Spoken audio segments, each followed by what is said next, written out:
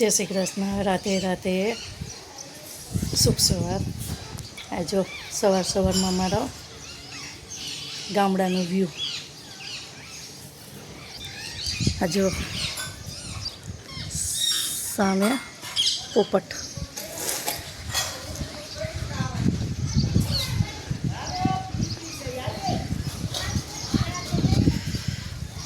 આ જો આ ગામનો ડુંગર છે ને.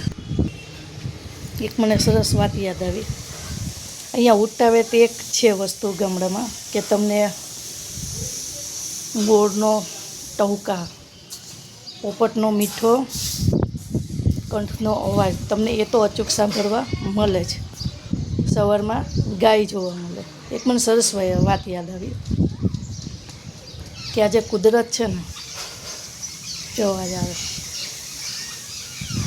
પવન, વરસાદ, તડકો બધુંય જેમાં કુદરતના હાથમાં છે.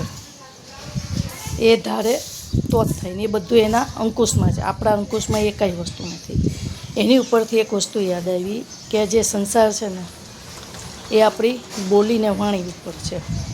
કે એકવાર આપણે જે બોલી જઈએ છીએ ને મોઢામાંથી, આપણે કાંઈ પણ બોલીએ ને એ પહેલાં તો એ શબ્દ આપણા અંકુશમાં હોય છે કે આપણે બોલવું કે ના બોલવું.